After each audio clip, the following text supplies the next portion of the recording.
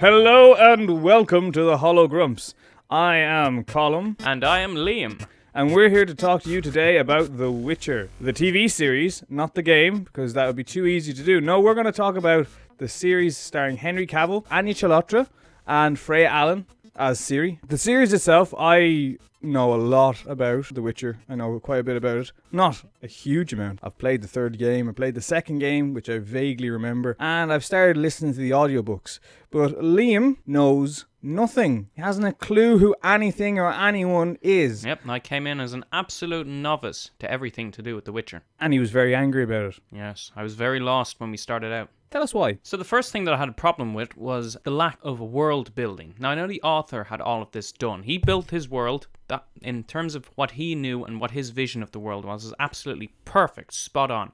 But for us, the viewer, to people that had absolutely no idea what we were coming into, I felt like I couldn't build this world. It wasn't being built around me. I was just dumped into another place with no context. Everyone had their own thing that they were going to do, and we had no eyes in the world. Like if you think of The Lord of the Rings or Game of Thrones or any of these series, or even Star Wars, we come into the series with our young protagonist who doesn't know much about the world. You think of Frodo Baggins, Bilbo Baggins, Luke Skywalker, the Stark children, any of these people. We see the world expand and grow through these people's eyes.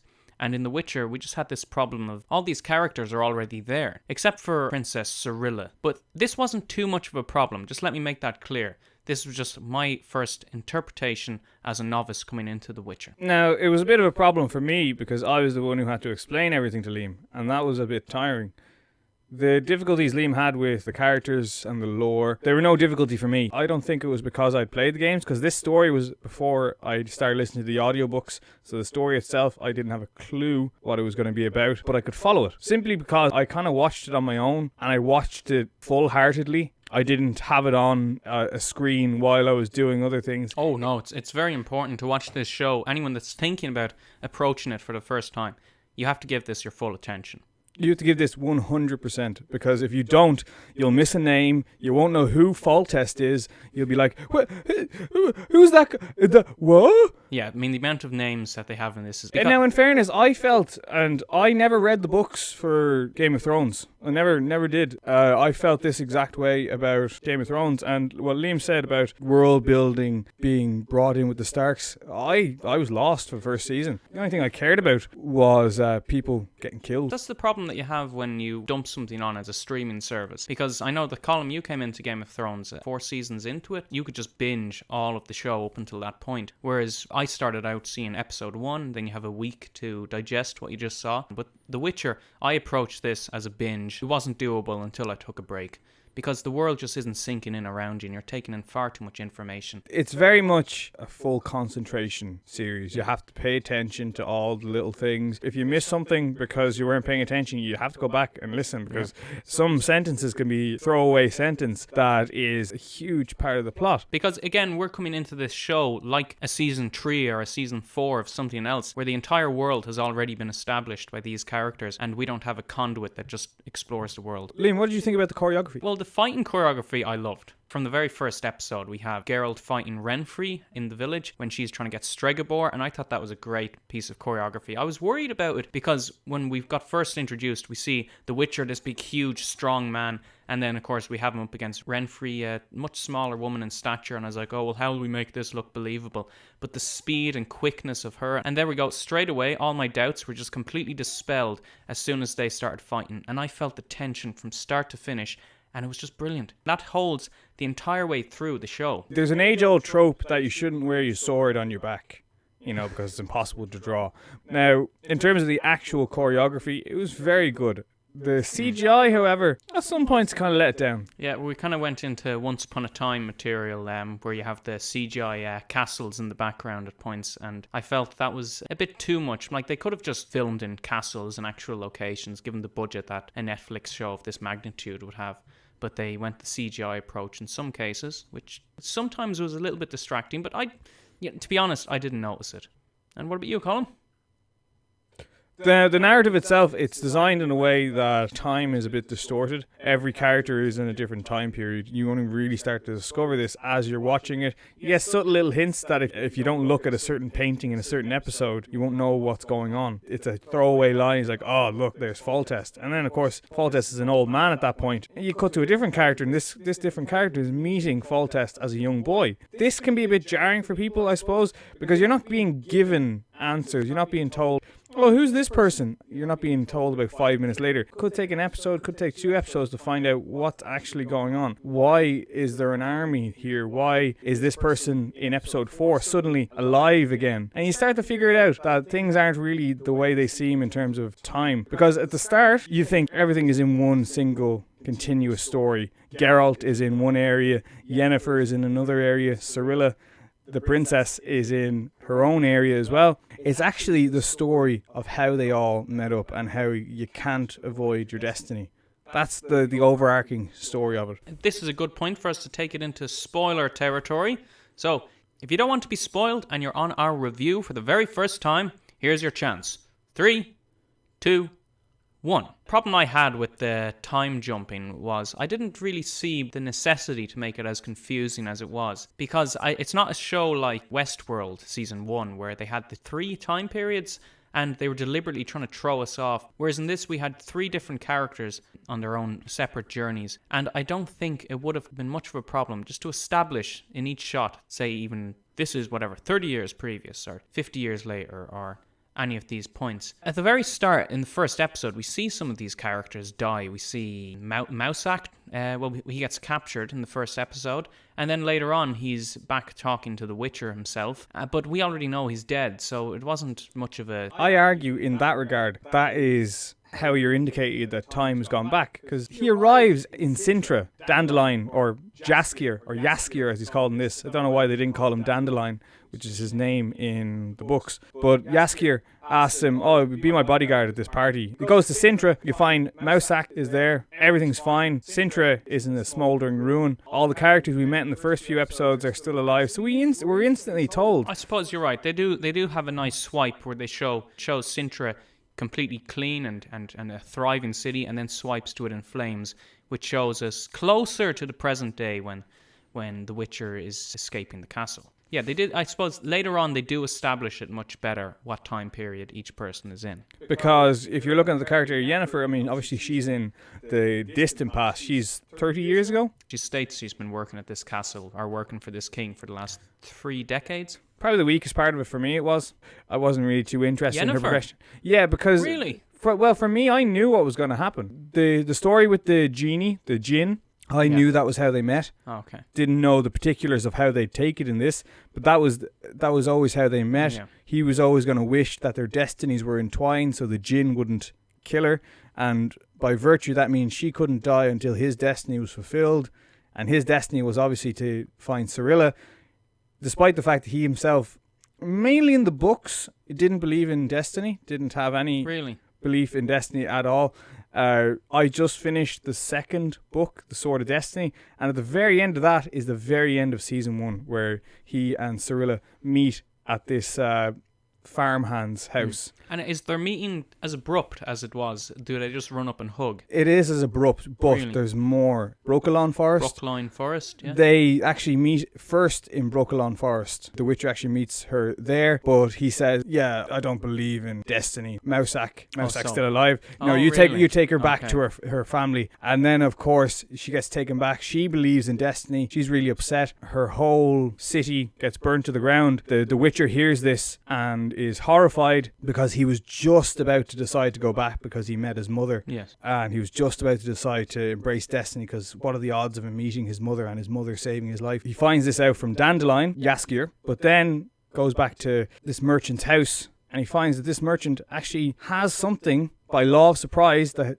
Geralt is entitled to, and it's Ciri. His wife had actually taken Ciri in. Does Ciri belong to him now? How does he give Ciri to Geralt? His wife adopted. Okay. She was a war orphan, and obviously they meet, and it's much more cathartic in the book, I find. Yeah, because I felt that it was very rushed at the end. I was expecting I don't know. I was expecting her to be at least a little bit surprised when she sees him. She's never seen this person before in her life. I know that she had the dream about Yennefer and Geralt, but I just felt after all that build up for their first meeting, it was like it looked like a dream. It looked like Geralt just had a dream. He just died and just had a dream. That's just how I felt. I felt like it just didn't pay off at the very end. Season 2 is going to be more structurally linear. That's all I'll say. Is it won't be jumping around. I suppose we have less plot points to Well, follow. this is the way the first 2 books are. They're all short stories to give you an indication of the Witcher's motivations and his emotions. The next few books, they're basically a story. More so, they are a story. If you are interested in them, I would recommend purchasing them on Audible. They're actually quite good. Yeah. It took a lot for me, to be honest, to get into season 1, simply because I had to take a break halfway through, just because I couldn't comprehend everything that was going on around me. And I've watched a lot of TV shows at this point. But I'm glad I did go back to it. And I feel that if I didn't, and I had to just binge all of it, I would have come out with a kind of a stale impression of the show.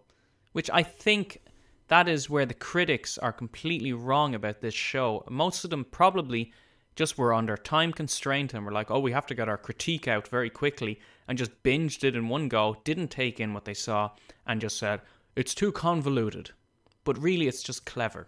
It's not. It doesn't hold your hand. Yes. It really doesn't hold your hand in the slightest. It expects you to pick up on sentences and pick up on things. I figured out immediately that Geralt was the one with the wishes. Why else would Jaskier have suddenly gotten a giant inflamed neck if he wasn't? Yeah. After Geralt had said, I just want some peace and quiet. Yeah, but so I didn't know if they were joking or not when they were talking about the djinn actually having wishes, until Geralt said it very seriously. You only have one wish left. And I thought it was very funny, because I didn't notice it at all, that Geralt was actually the master, until he said, I wish for your head to explode.